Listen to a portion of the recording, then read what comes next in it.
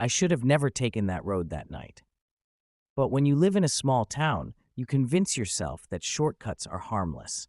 You know the streets, the old houses, the woods where the trees knot together like crooked fingers. It's familiar, safe, or at least that's what I used to think. The road to my house passed near the old school district's lot, a place I never really paid much attention to.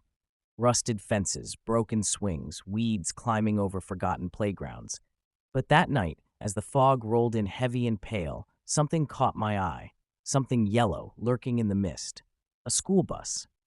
It was parked by the edge of the lot, angled toward the road, as if waiting for someone. At first, I thought it must have been abandoned there, just another piece of junk left to rot. The paint was faded, its metal sides eaten away by rust, and the headlights were cracked like cataracts in dead eyes.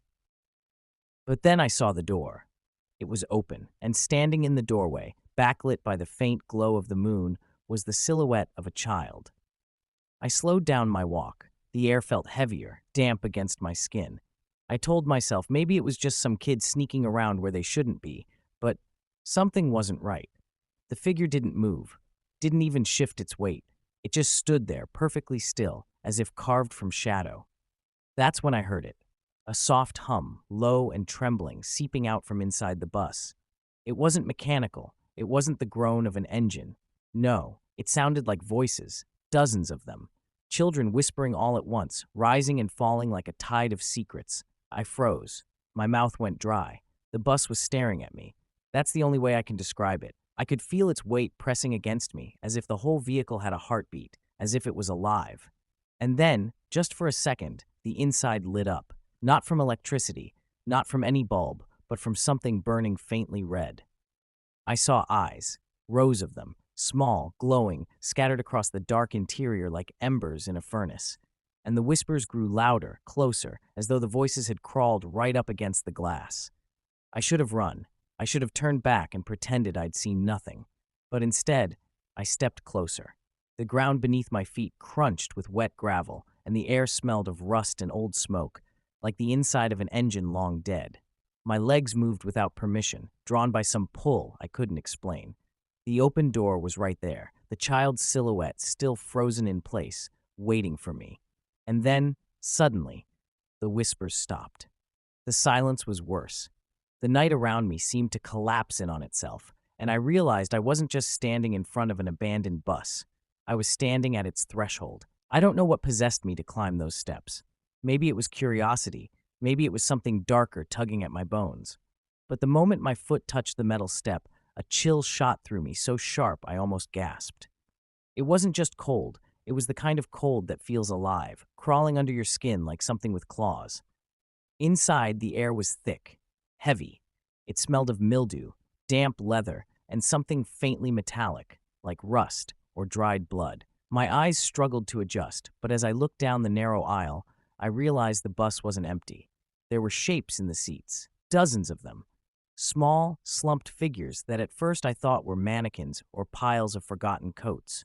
But then one of them twitched, a head tilted just slightly, enough for me to catch the pale glimmer of an eye reflecting the moonlight. And then they all began to move, slowly, in unison, heads turning toward me, necks creaking as though their bones had been stiff for years. Red pinpricks lit up in their sockets, glowing faintly, burning holes into me. I wanted to scream, but no sound came out. My throat was dry, my tongue stuck like sandpaper to the roof of my mouth. All I could hear was the dull thudding of my heartbeat, and then, faintly, the whispers returned. They weren't coming from their mouths. The voices were inside my head, layered over each other, hundreds of children speaking at once. Their words were broken, fragmented, but I could feel the weight of them pressing against my skull. Stay. Sit down. Don't leave us. Ride forever. I staggered back a step, my heel catching the edge of the stair, nearly sending me tumbling out into the night. That's when I noticed the figure at the door, the child silhouette I had seen from outside. It wasn't a shadow. It was a boy. Skin as gray as ash, his eyes black and hollow, his small hands gripping the railing with bone-white knuckles. He didn't blink. He didn't breathe. He just stared at me, his lips parting slowly to form words that weren't his own. Sit down. The bus groaned around me, the seats trembling as if alive. The floor vibrated under my shoes, and in the distance, deep in the woods, I heard the low growl of an engine roaring to life.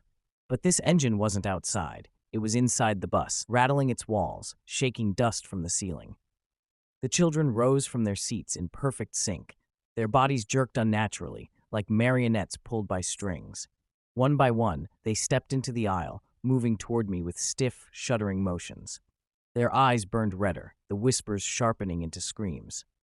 I panicked. My hand shot out for the railing, but the boy blocked my way, his head twitching violently as he repeated, louder this time, his voice echoing with something ancient and monstrous. "Sit." The bus doors slammed shut behind me. I was trapped. The slam of the doors echoed like a gunshot. I spun, clawing at the handle, but it wouldn't budge.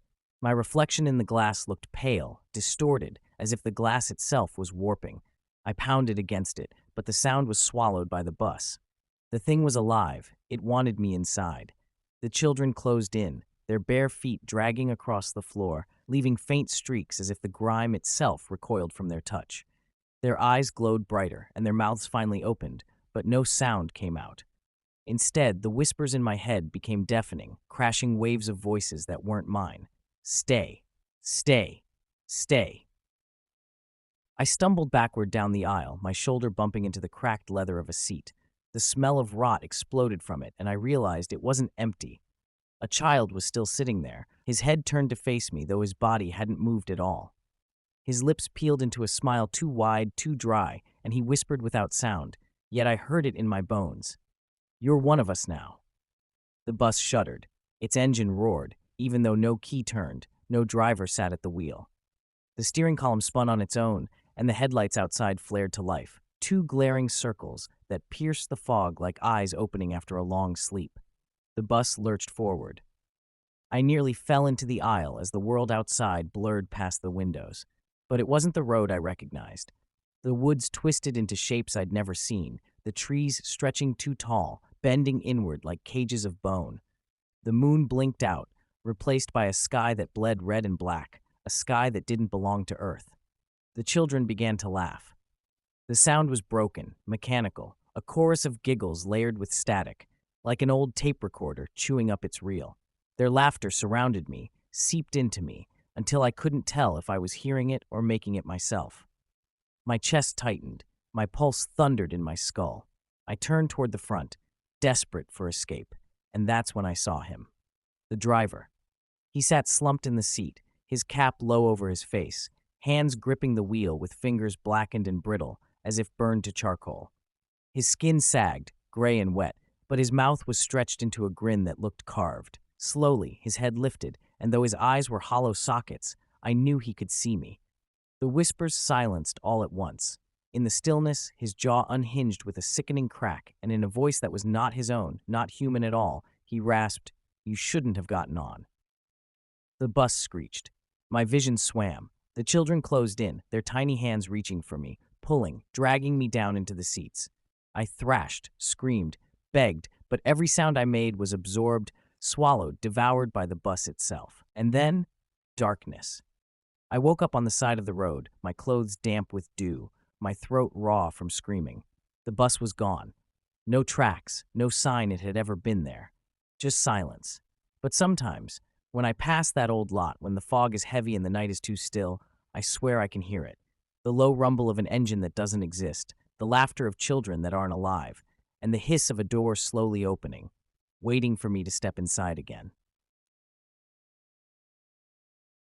Subscribe to Horror Story Bar.